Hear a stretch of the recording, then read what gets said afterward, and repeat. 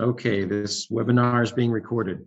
So hello, everybody. Welcome to this second of a 5-part series on taking a closer look into the 17 domains of the CMC framework. This experience is going to be far better if everyone participates and makes it interactive. So even if you're not presentable, even if you're in your jammies, whatever, please turn on your cameras. We want to see your faces. We want to make this as interactive as possible and two-way conversation, not just a one-way presentation. Today, there's going to be no sales pitch. Our agenda is purely to share essential knowledge, insight, and maybe bring a little fun to a very, very, very dry topic. The questions are you can put up in Slido, and I'll put into the chat area the link again for Slido. You can also enter into the Zoom chat if you have questions as well, and we'll be monitoring that and answering your questions. So let me take a few moments and introduce our panelists, and then we'll get started. First off, we have Kyle Lai, from the founder and CISO of KLC Consulting. He's currently residing in Houston, Texas, with over 25 years of experience in the industry. Kyle has been a CISO, senior leadership, security advisor, management, and technical hands-on in various security roles.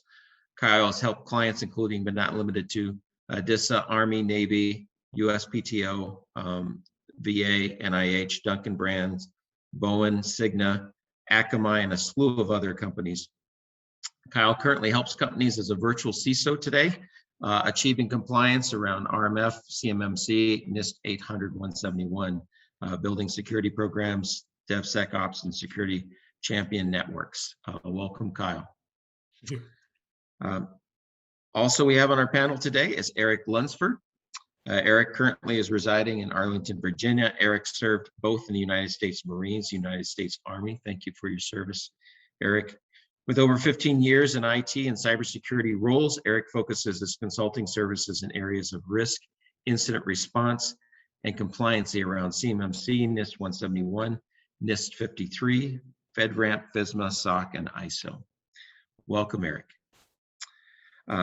Third, we have Mike Pedrick, our very own CISO and Vice President of Consulting at Stealth Group, joining us from Denver, Colorado. With over 16 years, Mike currently serves in his local ISACA chapter as coordinator, mentor for studying classes on certifications. And within Stealth, he is one of our senior consultants engaging with clients on assessment and audit consultations. Welcome, Mike. And then last but not least, we have Dasha Deckworth. Dasha is the president and founder of Stealth-ISS Group. Dasha served in the United States Navy. Thank you for your service. With over 25 years of experience as a technology professional, Dasha has led key cybersecurity initiatives within the government, civilian sectors, where she has proven IT security and cyber warfare services to NATO, various US, EU, and Asian government agencies. Dasha is one of our provisional assessors for the CM's Cybersecurity Maturity Model Certification Program, and she's earned numerous qualifications. Welcome, Dasha. Hi, everyone. All right, well, let's get started. I'm going to throw up presentation here, and we can talk about CMMC. So currently today, we're covering the Cybersecurity Maturity Model Certification as it applies to level 3 certification. Today, we're going to be covering 3 different areas of the 17 areas or controls that are required within CMMC. We're going to be covering configuration management, CMMC maintenance, and CMMC asset management. So let's get started with the first one, CMMC configuration management. I'll throw out the first question here for you guys. What all is involved in baseline configurations? So I'm happy to give it a go. So a lot of clients come back and ask, well, yeah, what does that really mean?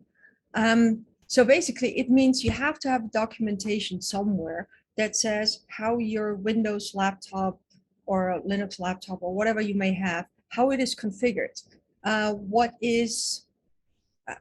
what patches are applied. So when you first set it up, what all software goes on, what operating system goes on, what version of it, what patches, all of this basic stuff. What are the permissions? Are you creating an admin? Are you creating a user? Are you creating both? What kind of permissions are you giving the users? How often is the requirement to change the password? What is the complexity of the password? Just expecting 6 characters and that's fine.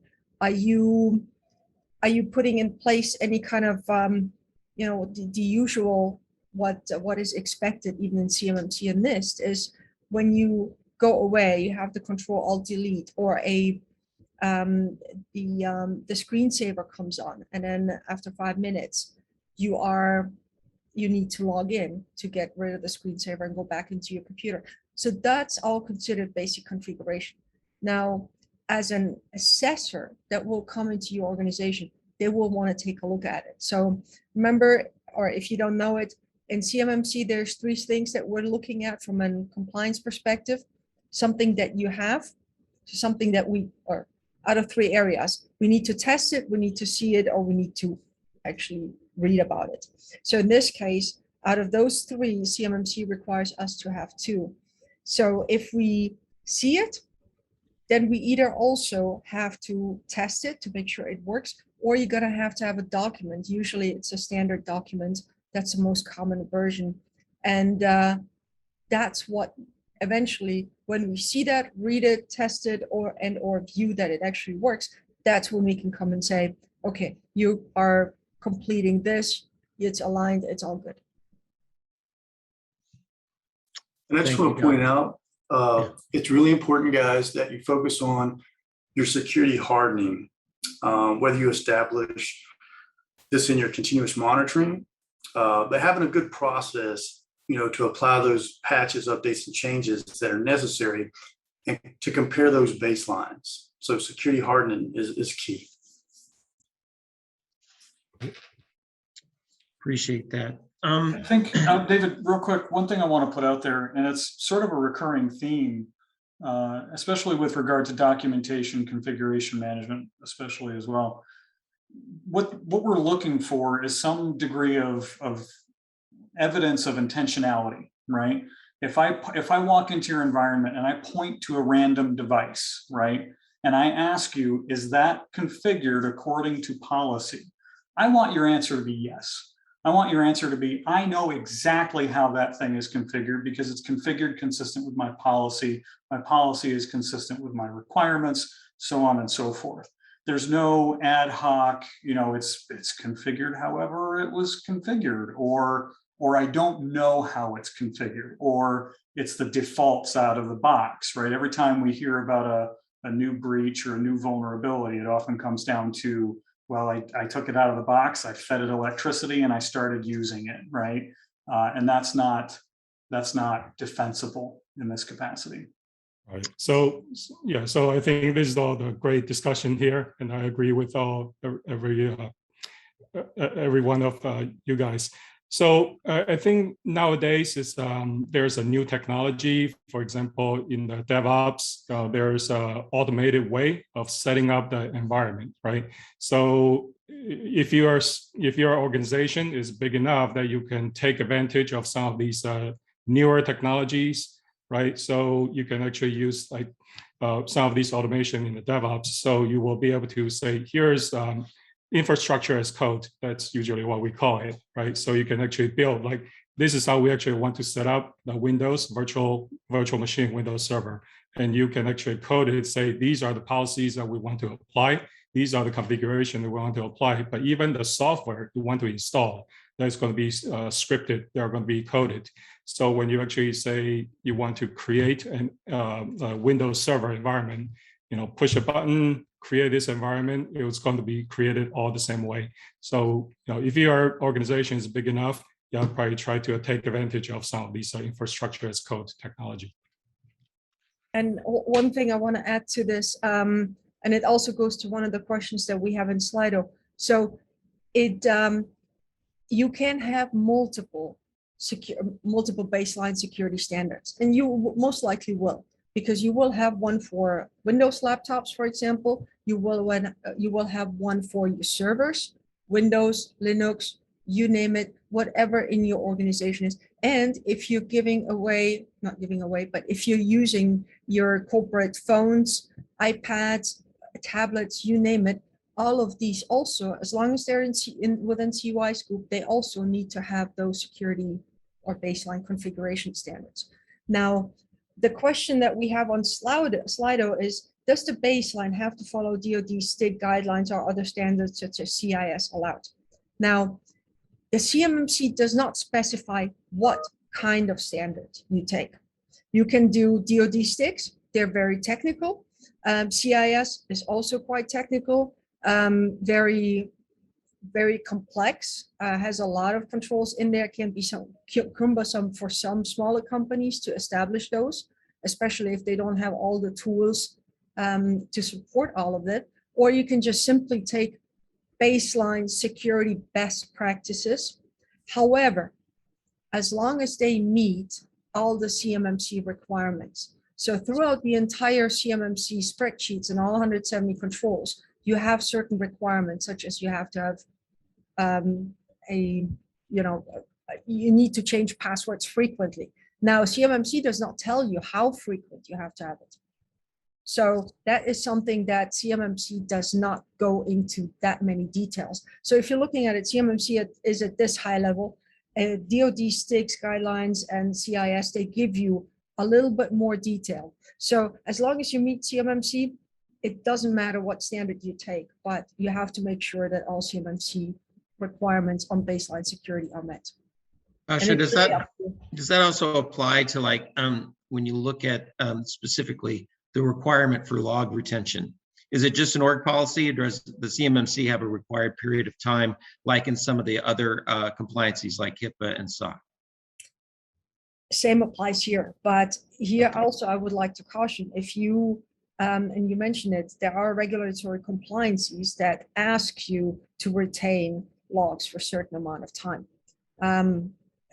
PCI, for example, you have, I believe it's a year, six months, year, I'm not quite sure, but it is a requirement. And the other thing is also, if you have a breach, those logs and everything pertaining to that particular incident, you have to keep it for several years, depending what kind of incident it was, where it happened, what state, what country, what data was. So you got to make sure that the log retention is set up so you meet all these requirements.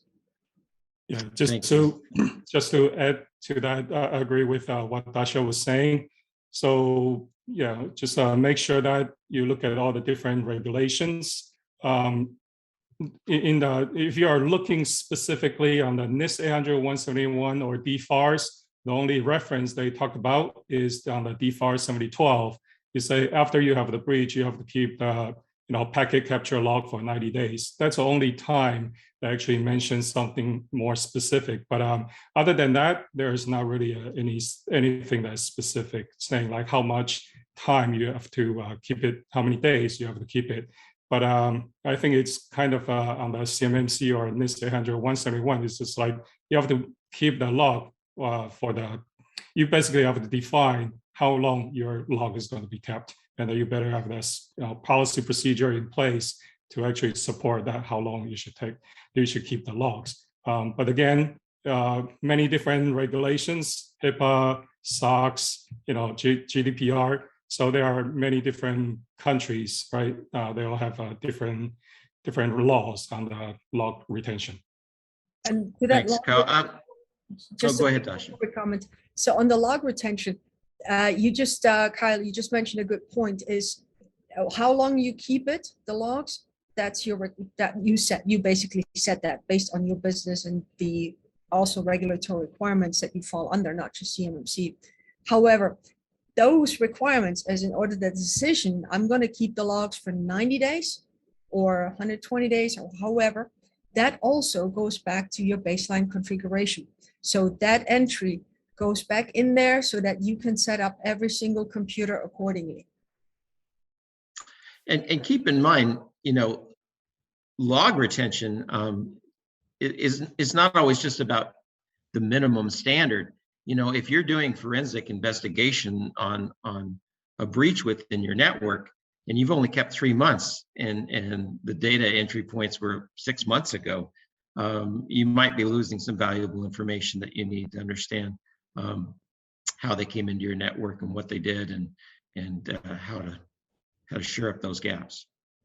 That's definitely a delicate balancing act, right? Because retention requires space. It requires resources that have a dollar amount associated with them. Yeah. There's also a growing concern about data that lingers in your environment if there's ever a legal process where e-discovery is engaged. Whatever information is in the environment that's subpoenaed is subsequently surrendered. And so generally speaking, we try to advise folks to keep data exactly as long as you have to, and not a moment longer, right? Jettison that stuff, throw it over the side of the boat just as quickly as you possibly can, so it's not used against you later. But to your point exactly, log data usually gets short shrift. I'm going to keep my files for X period of time, 6 years, 7 years, based on whatever my requirements are. But log data, I don't care, right? So that does often get short shrift. And I think the bigger point, especially with regard to configuration management, is ensuring that information, if you say you're going to do a thing, do that thing. If I'm going to say I'm keeping my data for a year, find a way to keep it for a year, right? Or whatever the case may be. Really quick, we're short on time for each section here, but there was one more question in this area I wanted to throw out there for the team. What is meant by least functionality and least privilege? Who would like to take that, Eric? Sure. So, what we're looking at here is computers and devices, okay? They're built, configured to perform specific functions. For example, if you got a backup server, it's only used for backup and storage, especially for CUI and that specific CUI data. Don't use it for like an email server, because this could lead to like CUI leakage from like getting a compromise, such as a phishing attack. Thank you. Well, let's move on to the next section here. We're going to get into CMMC maintenance, which is really exciting. I think everybody loves that, don't they? How do you make CMMC maintenance exciting? Well, let's start off. What evidence is recommended to prove maintenance is being performed? So I think, this kind of goes across all of the controls, right? A lot of people are trying to grasp the policy, the process, the plan, what needs to be written down, and what evidence needs to be recorded to suffice certification. So who would like to take that one? I'll start it off. So maintenance can be hardware, can be software. As a requirement on the CMMC and as a best practice as well, is always know what your inventory is. Always maintain either a spreadsheet, a piece of paper, or if you have an automated tool that does that for you, you should have an inventory that lists out what asset it is, who does it belong to, who works on it, what kind of hardware is there.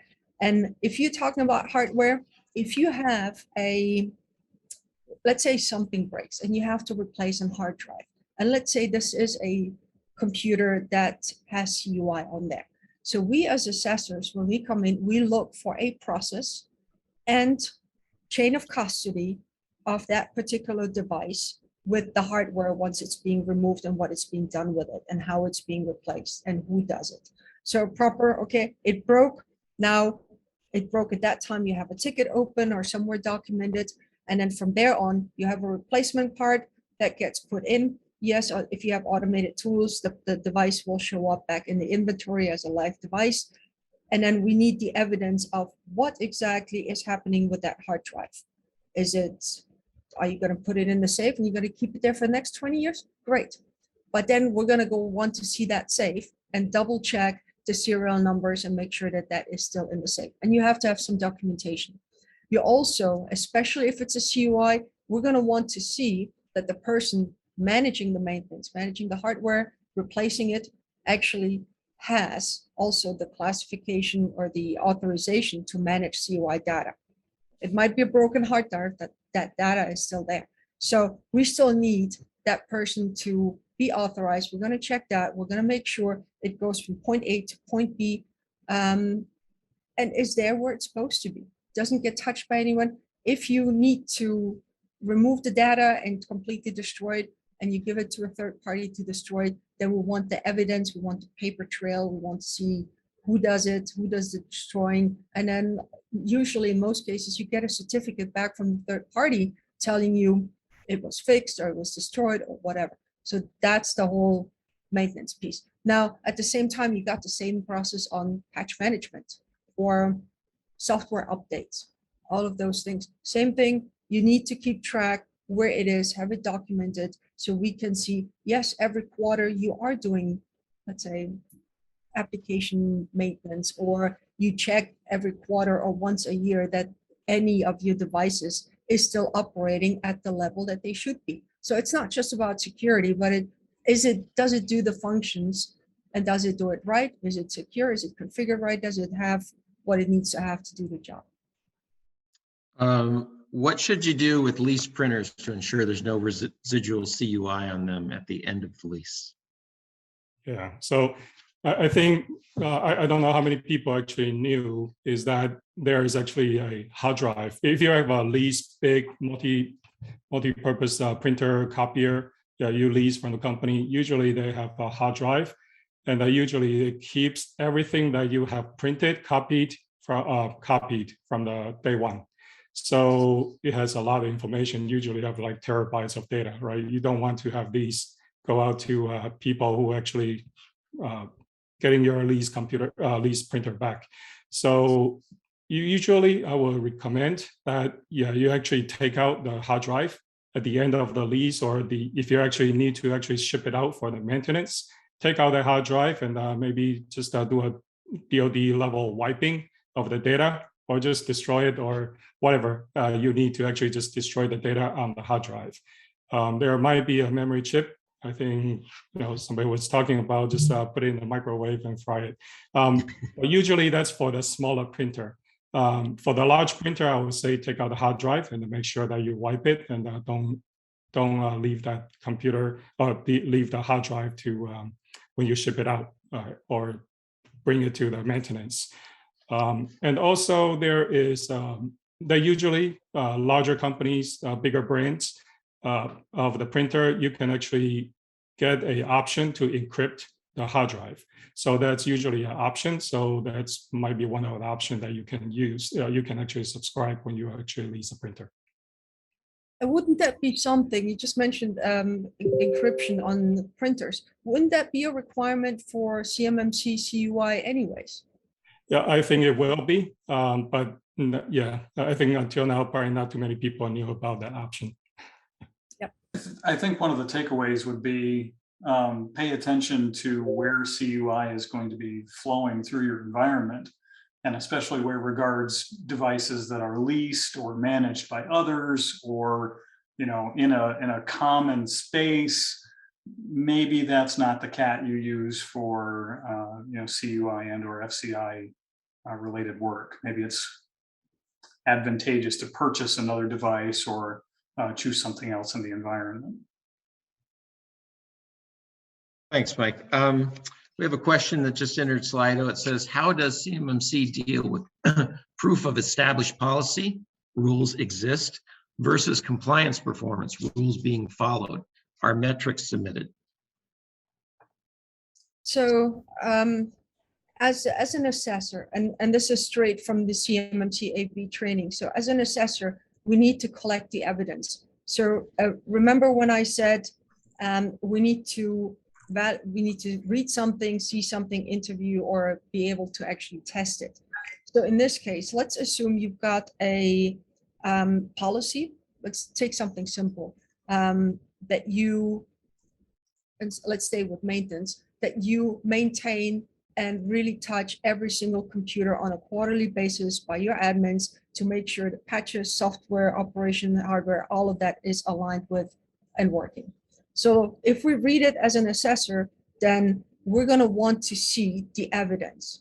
And the evidence here that you're actually doing it, which is the process that is being followed, we're going to want to see, okay, do you have an inventory? Do you have a ticket system? Do you have something how you track it?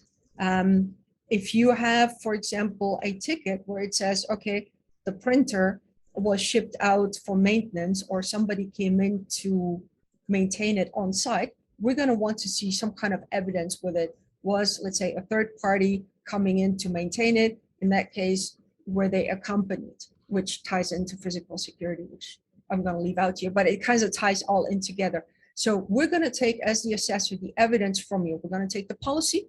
We're going to take the procedures, if you have those documented, and the screenshots of whatever processes and whatever evidence you give us for that particular policy. We have to, as an assessor, keep it, review it, understand, acknowledge, and then say, okay, you're meeting those requirements. Same thing, for example, with passwords. If we do that with passwords, we're probably going to want to take a screenshot of your group policy settings for all your devices on password management, duration, length, all that. And we're going to test a couple of those devices to make sure that you're really following your policies. Dasha, that brings up a good point. When do you decide when you're testing versus just reviewing policy, procedure, and evidence?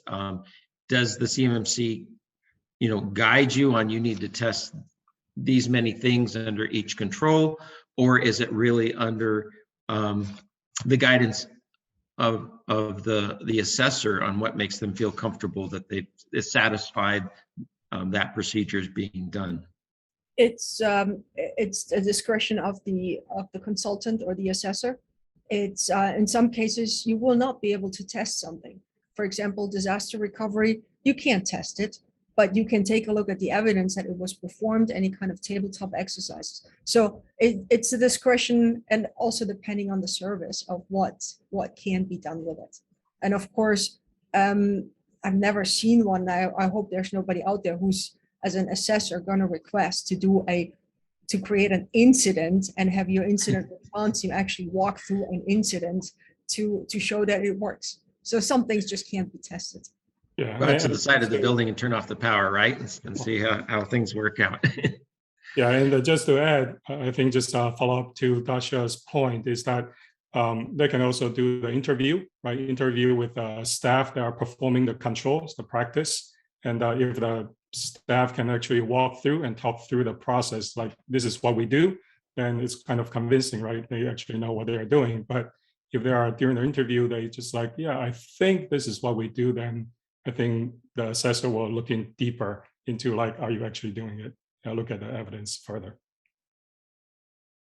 Great. There's another question in there. Do we need to show asset management procedure with inventory of hardware that is retired and disposed of?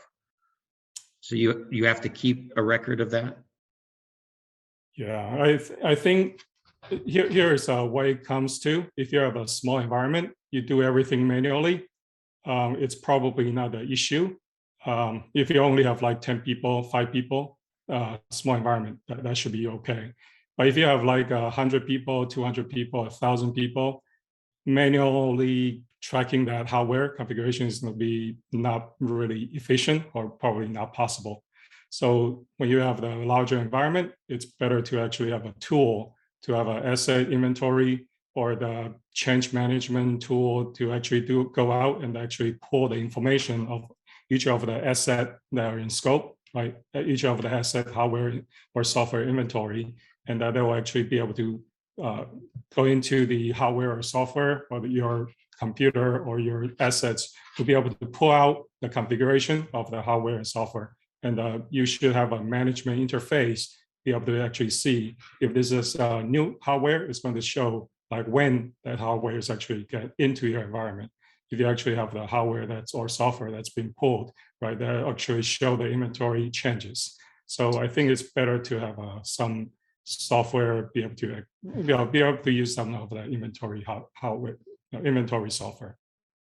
Appreciate that, Kyle. Before we jump on to the third area, is there any other points any of the panelists want to make on CMMC maintenance? I want to expand on something really quick. Life cycle management is something that I also think doesn't get enough attention in places.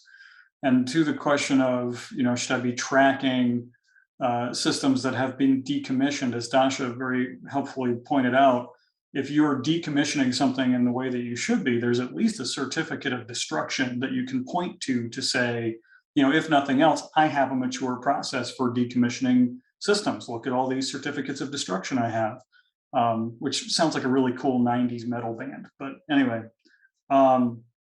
the keeping that inventory of systems that has passed through the environment, I think is key. I mean, keep that data for a requisite period of time, a reasonable period of time. Again, not defined specifically by CMMC, whether it's a year or a year and a half. Document what you're going to do and then go do that thing, but keep that log of past systems, because maybe I'm a paranoid sort of cat, but you never know when something's going to come up and somebody says, hey, is this yours? It's got a sticker on it that says company name, address, etc. And it was just used in a cyber crime, or I found it at a garage sale and it's got a hard drive on it, and I think you owe me money now, or something along that line. So absolutely, asset management, good segue. Asset management and lifecycle management are, again, don't snooze on those things. Well, thanks, Mike. And yeah, that is a great segue into our next area that we're going to be covering, which is asset management. All right. One of the first questions we have is CMMC has surprisingly small amount of requirements for asset management. Does this indicate that the asset management is unimportant for compliance? I would say it's probably the foundation of all the CMMC that you have to. All the controls is really based on what asset you actually have, right? So you really have to understand what kind of a scope that you have, what kind of assets that you actually have, hardware and software, devices, applications, systems, servers, right? All these, you have to actually identify your scope, identify what kind of asset that are actually in your environment, right? And the best way to actually go through this is to walk through the data flow. Data flow, usually what we go through is a CUI data lifecycle, right? You go through like the input of the CUI. Where is the CUI actually coming into your environment? How is that coming in? Where do you actually get the information from? And also, what information do you create? What CUI information do you actually create within your environment? So you actually get to understand what CUI resides within your environment. Then you can kind of follow through, kind of like understanding where is this CUI actually gets stored, right? What systems, devices, application do you actually use to store that information? Then, for that stored information, you get into the usage. Who are actually using, who within your environment, right? Who within your company, which department, which role are actually using it, and what kind of application do they use? What kind of computer do they use? Devices that have access to these information. Also the servers, if there are servers involved, if you actually store in some of the cloud application, what are those, right? And also once you actually understand the usage, who do you share that information with, and how do you share? Do you actually share through certain device or storage or some kind of application, right? Make sure you take that into consideration as well as your asset. And when you actually get into the archiving backup, is that on site or is that actually in the cloud, right? Identify those because those are part of your asset as well. As you go through the end of the data lifecycle, right, you go through the destruction, but make sure that, if there are some things that you actually use to actually destroy the information that might be also in scope. So yeah, as you go through this data lifecycle or data flow, you should be able to actually identify the assets that you actually have that handling, processing, transmitting CUI. So I think that is kind of the fundamental to understand your scope, understand your asset. Once you understand your asset, then you can do the rest, right? Because sometimes you get overly complicated because you are including all the different assets that are not really in scope, right? So define the scope, defining the asset that are in scope. I think that's a fundamental, from my opinion. Thanks, Kyle. We have a question here from Slido that says, is there a difference in how assessors interpret controls in an organization with 50 employees or staff members versus a large or enterprise organization? Is there a different approach, or are you applying it all across the board? So CMMC and the DoD are expecting the same approach, the same methodology, the same collection of evidence, the same review of evidence. So 3 out of 2 need to be satisfied. However, yes, there will be a different set of how an organization deals with all these controls. So a large enterprise might have everything automated, might have everything digitalized. A small business with 10 employees, probably not the same tools. Maybe all of it manually. Maybe most of it is recorded on a spreadsheet. Maybe a simple open source ticketing system versus ServiceNow. It honestly, the technology and how it's being done, it does not matter as long as it's being done. No auditor will expect a small business to have the huge tools and automation in place. So you don't have to have all of that printed out per se. If they have a network tool and they can demonstrate and show, asset management, network maps, all of the data inside the tool, they don't have to print all of that out. No, and to be honest, you should not be printing stuff out as a general rule, because then you're suddenly going into, well, if you have IPs on there, regardless of CUI or not, you have IPs, you have server names, you have workstation names, you got sensitive information. And then you got to make sure you know where it exactly is, how it's being shredded, who all has access to it, clean desk policy, lock it away. Don't print it, please. If I can, just real quick, I want to make a callback. Print Spooler, to the least functionality concept. Print Spooler is taking it on the chin this year. The service and Microsoft operating systems that actually prints. So I would highly encourage you to roll forward into no paper, a paperless environment, and use that as ammunition. Print Spooler is just not very secure anymore. Let's get rid of it, make sure that it doesn't exist anywhere but where it absolutely has to. Yeah, I think that's what they call print nightmare, right? Print nightmare vulnerability. They're still fixing it. Yep. Yeah. Go ahead, Kyle. Just to follow up Dasha's, if there is a assessor, how assessor interpret controls, 50, more than 50 or less than 50. But I think in terms of the assessing the controls effectiveness, I think it's all pretty much the same. Is that effective? Is that meeting the controls or not? But if you're actually saying we have 1,000 people organization, and we manually do everything, including patching, and we running around to actually doing the patching, and the assessor might not actually think it's effective because you only have five IT people managing 1,000 computers, and you're running around to doing that patching. Yeah, that's probably not effective. So I think it's still going to be meeting, kind of evaluating the technology or the process that you have based on the size and the complexity of your environment. So I think that's going to be something that will be interpreted by the assessor. Great, thanks, Kyle. In some areas, when you look at the control definitions between process and plan, they seem to be overlapping. Can you clarify on what you're really looking for between those two documentations? So if I can give it a stab, and to be honest, one of those things are really, they seem to be the pain points for every single company that we've talked to so far, is the 99X requirements. So 999, the policy, 998 procedure, 997, the plan. So the policy, we all kind of know the plan, the policy, what we need to have, that's fine. The process is actually then writing down how it's being done. So if you, for example, have a policy that says we're patching every month, then the procedure should be saying, how do we do that? And for example, you have a tool, or you're a small business, you don't have a tool, you have an IT administrator, and you tell them manually every month, you're going to touch every single computer, you're going to check operating system, you're going to check Adobe, you're going to check this, and have a checklist, and then have them do it manually.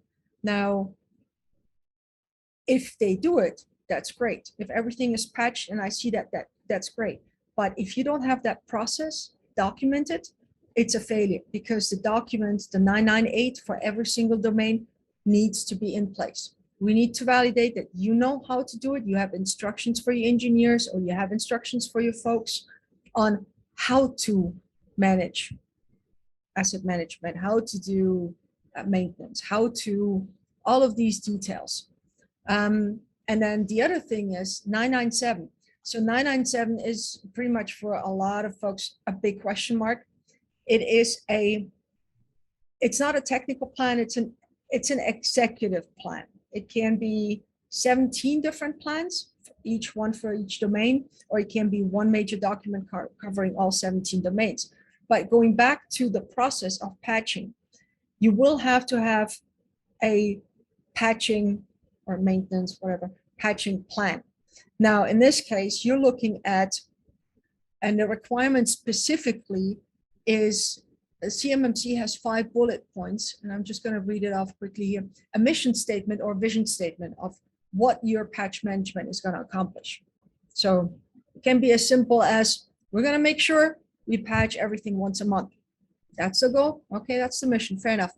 Strategic goals, objectives, preferably in smart format, specific, measurable, attainable, result, time bound.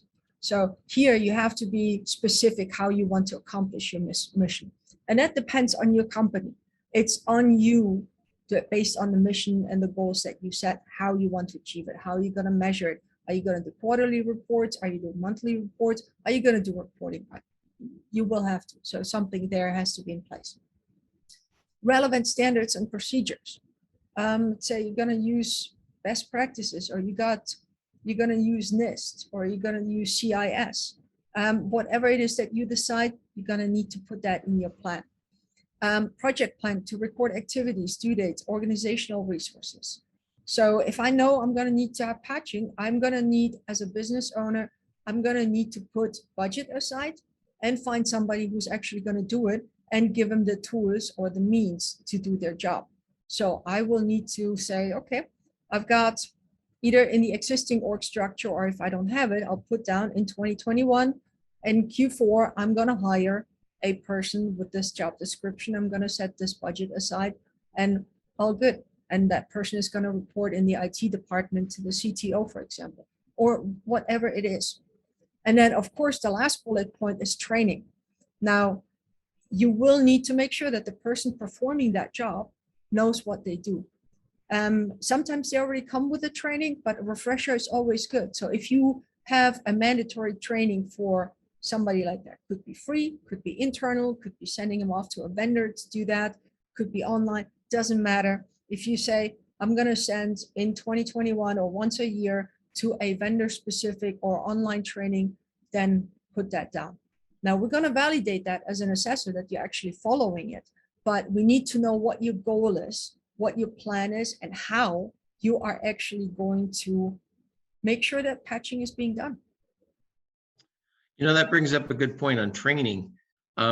Within CMMC, some companies will be outsourcing some of the aspects of the controls.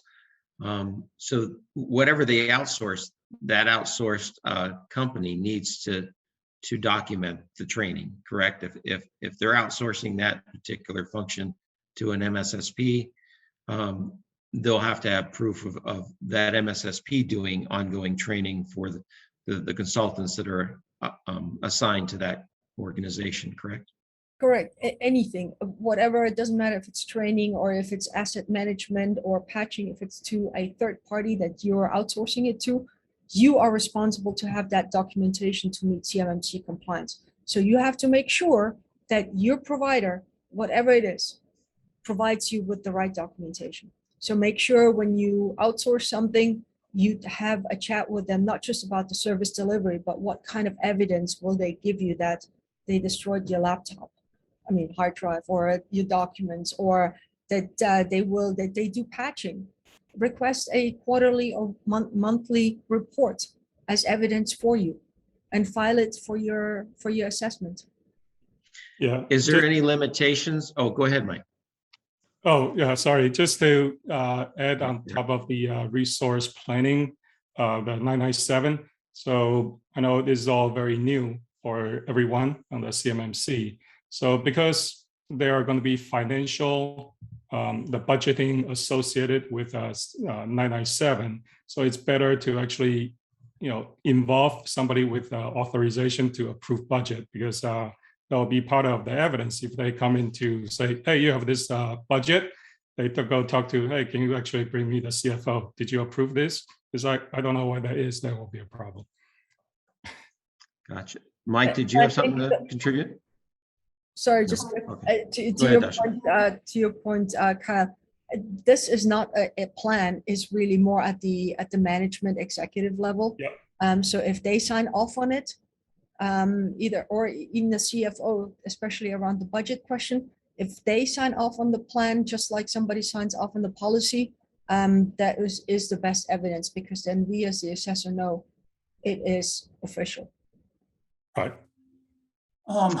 David, I wanted to touch on a point. I love when the conversation shifts toward MSPs, MSPs, et cetera, because I was recently paroled from a MSP.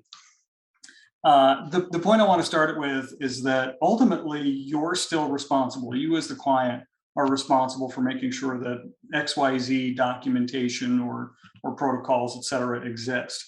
Now, that doesn't mean it's all on you. It should be a partnership between yourself and the service provider. And so if you need something from the service provider, certainly you should make sure that they provide that, whatever that is, documentation, metrics, so on and so forth. Make no mistake, the liability is on you for seeking that compliance, right? There's a question that just showed up in the chat regarding, where does CMMC fall on with regard to MSPs and whether or not they actually hold the data? And I think that we're going to see some of the parallels there to when GDPR went into effect and MSPs were on a mad scramble to figure out if they were data processors or they were data owners. And I think that it's going to be a very similar conversation. And I would hope that there's a dialogue between everybody listening to this or everybody viewing this later and their associated service providers to understand, okay, what lives in your environment? What are you doing to protect it? And where's the documentation thereof, right? Because that goes into your evidence bucket for when you are assessed. Because the assessor is going to see that you're partnered with an MSP or an MSSP, and they're going to ask that same question. And the wrong thing for you is to shrug and say, they just take care of it all. I don't know what they're doing. That is absolutely the wrong answer. Brings up another question. Is there any restrictions within the CMMC compliancy of what you can and cannot outsource? It's probably not saying that you cannot outsource, but it probably have the requirements. Say if you outsource, then you have to have, for example, if you are choosing to outsource your email, right? That's pretty common. And what kind of email system can you actually outsource to? They're actually talking about if it's going to be cloud-based, right? They have something like cloud, you have to use the FedRAMP. They say moderate, FedRAMP moderate plus they have to have the instant response type of requirements, right? So those are some of that's actually DFAR 7012 requirements. But so there are some of those requirements out there in terms of the specifically, like, you really have to depends on what kind of IT portion, what kind of the IT support that you're outsourcing. And, for example, you're outsourcing the backup. And is this backup vendor, are they actually using the proper encryption? Yeah, they do have the encryption that you require to have a FIPS 140-2, right, for the transmitting encrypted information. So I think it really depends on what type of IT services that you're going to be outsourcing. Appreciate that answer, Kyle. We don't have any other questions in Slido, so I'll just open up to the panels. Any other areas you want to cover today on these three controls?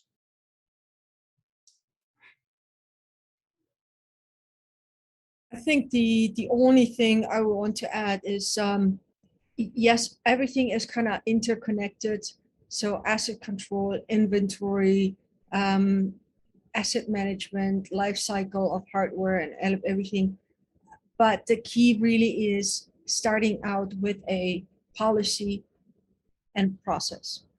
If you start defining in the policy what you want to accomplish, write it down with the specifics, no matter what standard you're going to use, what you're going to decide, as long as it meets the CMMC requirements, and maybe some other like PCI or HIPAA or whatever industry might be that you need to conform with. But once you have the policy set and you know exactly what you need to accomplish, then defining the processes. Ask the people that will be, for example, setting the passwords or doing the patching or doing physical security, whatever it is, ask them to write how they currently are doing their job. Because apparently it's already happening. You probably have it in place, most of it, it's just not documented. So taking current operations, having somebody take that document, write it into a process, and then from there, as management, you know what you need in order to make that operation happen. You know how many IT people you currently have. You have a vision of where you want to take your business into next year. You know what budget you need to allocate. Ask the people what kind of training they need. Put that in there. So none of this is really on one single person is going to accomplish it. This is collaboration across multiple departments within the organization, from executive all the way to the IT engineer that will be doing the hands-on activities, from HR all the way to physical security. So across multiple areas that will interconnect, that will overlap. And so my recommendation here is start with those documents first, get in place first what you want to achieve, then make it happen, then have executive put the plan together and start documenting. And especially if you're going for CMMC assessments, start putting, based on your policies and procedures, ask the people that are doing the job for evidence based on CMMC. Start putting together a folder somewhere on SharePoint or wherever you have your secure area, based for each of the 17 domains. Start putting the reports. Start putting screenshots of how things are being configured. Put your policies in there, the processes, the plan. Start collecting it, because one thing that I know what usually takes the longest, and that's also why some of the audits take not just long, but also become very expensive, is interrupting everyone when the assessor is there, the IT administrator, HR, executives, everybody's busy. But if you already come in as an assessor and you get everything handed in literally as you walk through the door, 90% of the evidence, it's quick, dirty. Yes, there will be follow-up questions, but it's definitely not going to be so much business interruption on your side and so much distraction from business ops and day-to-day ops that you need. And you're going to save a lot of time, and you're going to get people into doing the right things at the right time, to generate the reports, to view those things, to review reports, understand when there's something wrong, raise a flag and fix it. And that alone is a huge, yes, it's a huge effort to start it out with, but once it's going, it's going to make things so much easier and also cheaper from an assessment perspective, especially if you're going to have to repeat CMMC every 3 years. You're going to have that ingrained in your staff. They're going to know the processes. It will become natural.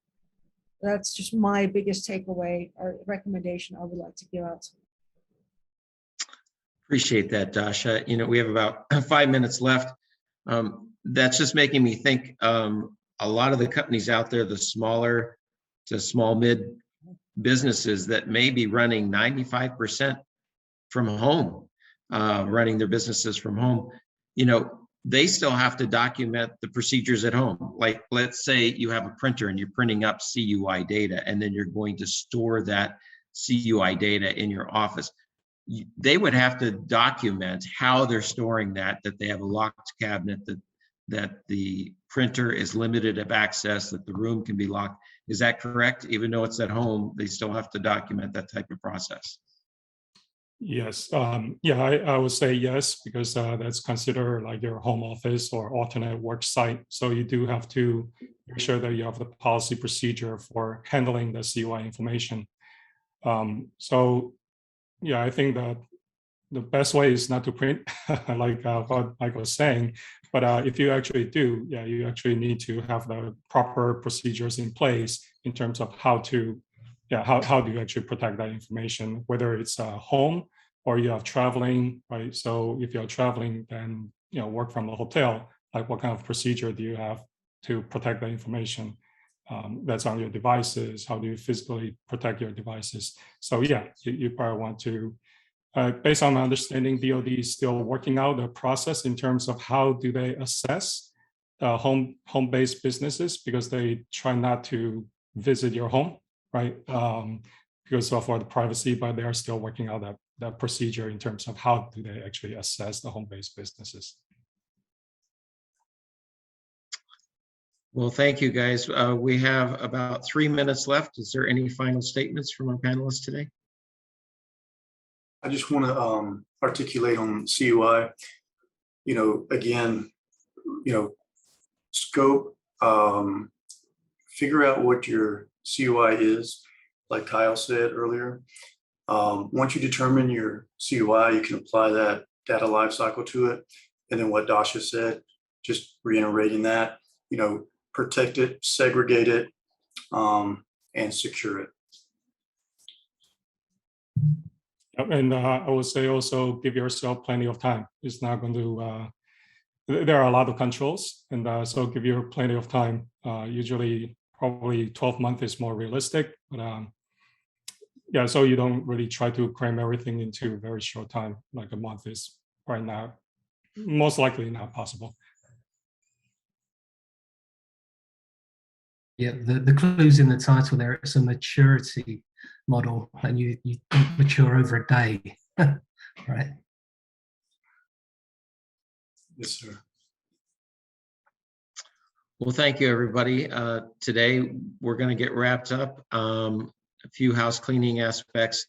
Everybody that attended, you will get an email thanking you. And then in that email, we'll also give you information on the next series in this webinar, part 3, which will be covering additional controls. Well, I want to thank everybody today. Thank our panelists, Robert, also our CEO of Stealth Group, for joining. Appreciate it. And all of the guests that attended today, thank you for your time and your insightful questions, and we appreciate you attending this session. Yeah. Thanks, guys. Thank you very much. Thank you. Thank you very much, everyone. Here, See you in the everybody. next one. Thank Take you. care.